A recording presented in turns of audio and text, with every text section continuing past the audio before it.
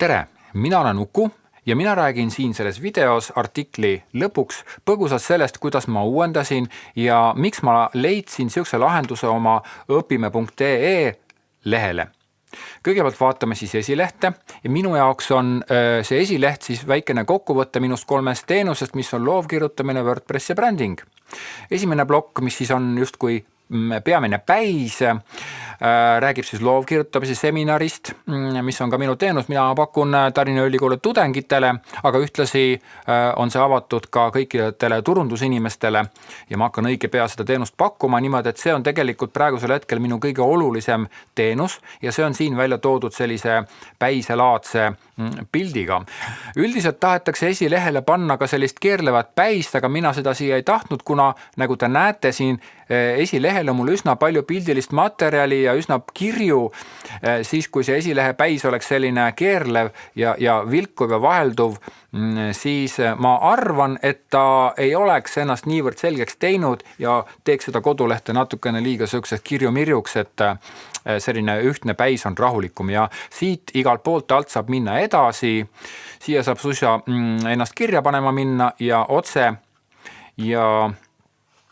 siit teisest nupu alt saab minna siis selle teenuse juurde, see on siis sama link, mis on siin üleval. Loovkirjutamise seminar, aga vaatame kõigepealt esimese lehe läbi. Järgmine plokk on siis värviliselt heledal põhjal ja tema räägib siis WordPressi teenusest. Mina teen WordPressi koolitust, ma olen seda ka teinud ja ma olen leidnud, et mul ei ole teha üldist WordPressi koolitust, vaid ikka inimesed tahavad rääkida omaenda WordPressi veebist ja siin ma siis nagu pakungi välja personaalse koolituse ja firmakoolituse. Et tegelikult, kui ma panen sellise pealkirja nagu tee ise omale veebileht, siis võiks arvata, et ma müün kas mingisugust kodulehe tegemise tarkvara või lahendust, mis maksab, eks ole, aga tegelikkuses ma pakun ainult koolitust, ma teen ka kodulehti, aga siin ma sellest kodulehe tegemisest ei räägi, ma räägin ainult koolitusest ja sellepärast on siin suur nupp küsi koolituse pakkumist. On siin ka toodud ära 2 minu teenuse jagunemist, personaalne koolitus ja firmakoolitus. Samuti on siin kõrval siis lingid minu tehtud veebidele ja need lingid on siis viivad sellistele veebidele, sellistele inimestele, kes on täpselt nagu ise teinud endale, koos minu abiga muidugi, teinud omale kodulehe ja hoiavad seda kodulehte üleval, et tegelikult nemad on tänu minu koolitusele ja nõuandele juba sellised veebid endale saanud. Ma ei tea, võib-olla ma peaksin siia kusagile ka kirjutama selgituse teksti juurde, aga ma arvan praegusel hetkel, et seda ei ole väga vaja. Aga jällegi, kui teil tekib mingisugused mõtted seoses õpime.ee uue kodulehega ja näiteks selle blokiga siin, siis ootan lahkesti teie kommentaare. Järgmine plokk on siis brändingu koolitus ja visuaalselt ta eristub, ehk siis järgmine teenus, mille point on siis selles, et mina koolitan, annan sellel koolitusel edasi selliseid elementaarseid ja basic brändingu teadmisi, siis see koolitus on sellisel teistmoodi pisut agressiivsemalt taustal, et ta eristuks visuaalselt ja teisipidi on siis siin taustal näha mingisugune masin või auto või tegelikult on see helikopter, sellepärast et kes on mind varem jälginud, see teab seda, et mul on uhu.ee lehel siukene teenus nagu helikoptervaade, kus ma siis teen 1,5 tunni jooksul inimestele ja firmadele väikese ülevaate, et millises seisukorras nende bränd on. Aga see ei ole praegu oluline. Oluline on see, et esilehe 3. plokk on siis bränding ja siin lühidalt ka väike selgitus. See on koolitus neile, kes soovivad luua või kohendada oma väikeettevõtte brändi. Tegelikult mulle see väikeettevõtte nimi ei meeldi, aga võib-olla see teeb seda minu teenust natuke selgemaks, et ma võib-olla päris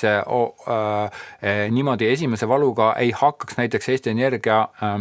brändi looma ja kohendama, selle jaoks oleks vaja natuke suuremat tiimi, aga väikeettevõte siis markeerib seda ära ja loe lisa, siit läheb siis täpselt samasse kohta, kust pealehelt saab samamoodi peamenüülingist. Nii, aga vaatame esilehte edasi ja esilehe viimane plokk on siis blogi, siit on puudu või siis praeguse postituse pilt, aga jällegi blogi postitusena esilehele üldiselt on hea tuua midagi sellist, mis nagu kogu aeg uueneks ja kuna ma kavatsen neid blogipostitusi ikka aeg-ajalt teha, siis on hea, kui siin on ka midagi sellist, mis oleks alati uus ja et inimene ikkagi jõuaks minu blogile ja pildile on alati tore klikata, siin on ka minu pilt, et sellisele pildile on samamoodi päris hea klikata, et inimesed sageli tahavad parema meelega klikata sellistele piltidele, kus on peal midagi konkreetselt keegi konkreetne, kes midagi räägib ja ütleb, sellepärast ma ise olen siin pildi peal. Ja nüüd on veel eelviimane plokk, on siis küsi, ehk siis tegelikult siin all on ka minu kontaktid õppima.ee, uku.nurk@õppima.ee ja minu telefoninumber, aga mõni inimene soovib lihtsalt klikata nupu peale ja liikuda edasi mingisugusele võimalusele, kus ta saab minuga kohe ühendust võtta, et see nupp tegelikult seda ei oleks siia vaja, aga ma arvasin, et ta võiks olla, et anda inimesele võimalus veel küsida või lihtsalt rääkida. Nii, see on nüüd esileht. Ja nüüd vaataksime läbi siis iga alalehe hästi põgusalt. See on siis minu loovkirjutamise seminari leht, see on siis mõeldud tudengitele, aga ka juba kogenud ja vähem kogenud turundusinimestele. Ehk siis see leht ainult räägib lahti loovkirjutamise seminari, siin midagi muud ei ole. Ja siin ma siis pean tutvustama seda teemat, ma arvestan sellega, et kui inimene on klikanud juba lingi peale loovkirjutamine või esileht läinud loovkirjutamise peale, siis ta ei soovi millestki muust lugeda, kui ainult sellest, et mis asi see loovkirjutamine siis on. Ja siin sellel kodulehel ma seletan lahti, mis asi see loovkirjutamine on, kuidas see seminar käib, mida siin tehakse, ja on põgusalt ära toodud siin ka loovkirjutamise teemad ja veel kord registreerimise nupp ja väikene minu tutvustus, et kes see siis räägib ja miks ma üldse sihukest teemat räägin. Ma ei tea, kas siit tuleb see seminari teema nüüd piisavalt selgelt välja, ma ise arvan, et tuleb. Aga võib-olla on siin ka midagi sellist, mida saaks muuta. Kindlasti ma kogun inimeste käest ka tagasisidet, et mida võiks siin lehel veel paremaks teha. Igal juhul ma leidsin selle, et mulle meeldib, kui teema on lahti seletatud mitmekesiselt, ehk siis siin on 3-punktilise jaotusega toodud ära mingisugused punktid, siis on siin süke üldine tekst koos visuaalse pildiga, mis tegelikult ei ütle mitte midagi, aga mis ilmestab minu kodulehte. See pilt siin tegelikult annab tooni koos selle halli värviga. Ja siis on registreerimisvorm, mis on minu selle õppima.ee uue visuaalse identiteedi värviga samal värvil, eks ole, ja siin all on siis ka ametlikud andmed, need on toodud siis listina ära, kuigi ma võiks neid ka igatpidi panna, aga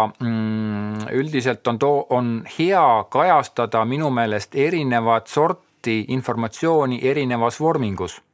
Ja siin on siis loovkirjutamise seminari teemad ja siit saab siis näha pilti ja lugeda neid teemasid, aga teemade juurde minna ei saa, sellepärast, et mul on siin kodulehel tehtud selline lahendus, et kui inimene näiteks logib sisse, näiteks tudeng, siis ta satub loovkirjutamise seminari teistsugusele lehele, kus siis on ainult teemad ja näiteks kui siia ühele klikata, siis see on juba ainult sisse loginud tudengile või turundusinimesele, kes teelib minu käest seda seminari ja saab lugeda selle seminari loengu teemat ja siit saab siis sisestada seminari töö, valida tunnuspilti ja saata see mulle ära ja need tööd kõik kogunevad siis vastavale lehele ja see on tehniline lahendus. Samamoodi on tehniline lahendus see, et kui oled sisse loginud, siis siin avaneb juba uus menüü. Ja see uus menüü avaneb ainult nendele, kes on siis sisse loginud ja teised seda menüüd ei näe, näete, ja siit ei ole mitte midagi näha. Nii et see loovkirjutamise lahendus siin, et ma saaks pakkuda seda justkui see e-õppekeskkond, siis ta on minu enda jaoks mugandatud tehniline lahendus, mis võimaldab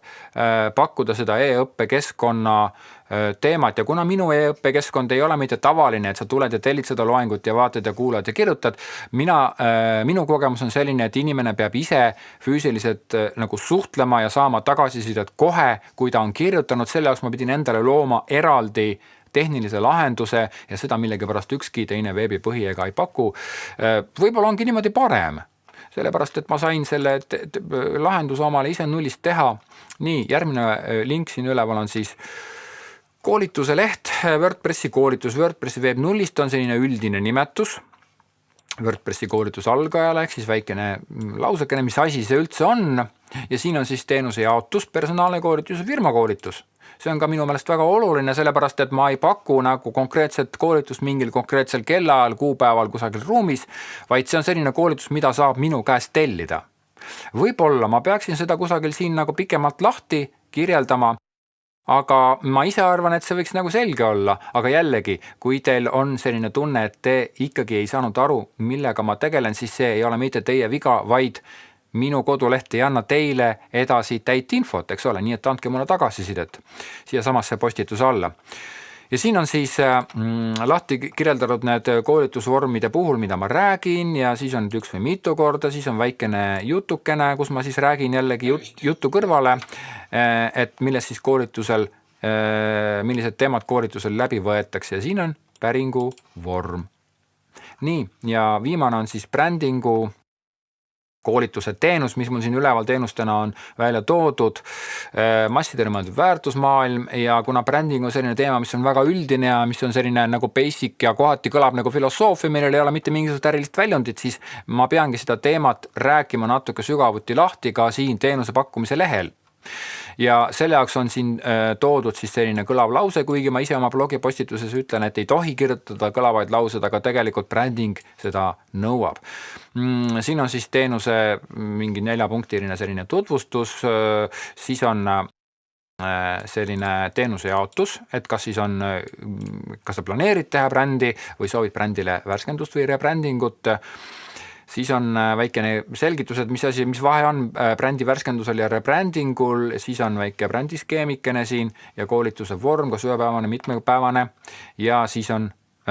registreerimisvorm, mille kaudu saab minule kirja saata, et ta nagu ei vormista sind kusagile kindlale koolitusele, vaid siit kaudu võib-olla ma peaksin selle siia kirja panema, ma ei tea. Igal juhul ma omast arust seletasin selle lahti, aga ma räägin teilegi oma loogikast ja miks ma tegin. Blogi puhul on minu jaoks lahendus see, et kui tuleb blogi lehele, siis avaneb kohe esimene blogi postitus ja sa hakkad seda kohe lugema, mitte et on nagu veel mingisugune jaotus. Kuigi võib nii, võib naa teha, aga siin puhul, kuna see esileht on mul siuke kirju-mirju, kui siit inimene läheb blogi postitusse, et siis oleks see leht nagu asjalik ja sügavuti ja pigem rohkem teksti ja rohkem lugemist. Ehk siis see on nagu sisu, strateegia, sisu loogika ja lõpuks kontaktileht. Nii, ma olen saanud muideks selle kodulehe kohta ka juba esimese tagasiside, mis ütleb, et see on liiga kirju, siin on liiga palju informatsiooni ja et ei ole aru saada, et mina pakun 3 koolituse teenust, et ilmselt ma peaksin selle siis siia kuidagi kirja panema. Aga siit selle minu case'i puhult ongi väga hea arutleda seda, et kuidas mina arvan, et see on selge, aga tegelikult inimesele väljaspoolt, see inimene on minu tuttav inimene, aga ikkagi inimesele pisut väljaspoolt või väljaspool minu enda igapäeva suhtlemisringi, see inimene ei saa üldse aru, et mina pakun 3 teenust, ehk siis järelikult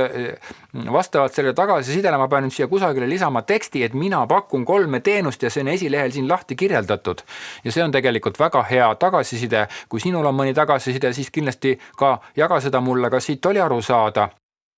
et tegemist on 3 minu teenusega siit esilehelt. Ja teine tagasiside oli see, et kole kirju on. No vaat seda ma nüüd jälle ei tea. Võib-olla minu meelest ei ole kirju, et iga tagasiside ei ole ka süge kuldaväärt tagasiside, et ma peaksin nüüd hakkama ennast jällegi alpikära antsuks tegema, et kõik niimoodi tegema, nagu keegi kusagil midagi ütles.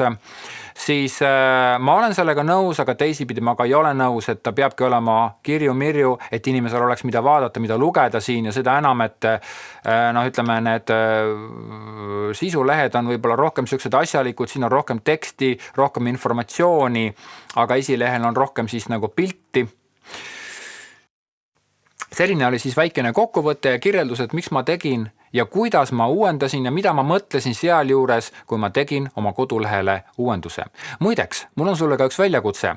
Kui sina tahad, et mina kritiseerin väga lühidalt, väga põgusalt sinu kodulehe uuendust või sinu kodulehte, siis sa võid mulle samamoodi teada anda, sellepärast, et kui meil tekib mingisugune koostöö, siis me saame seda alati arutada, aga kui ei teki, siis sa saad näiteks minu kui täiesti võõra inimese kriitika oma kodulehe kohta. See on ju väga hea meetod ja samamoodi ka sina, veel kord, kui sul on midagi ütelda, siis pane siia samasse blogi postituse alla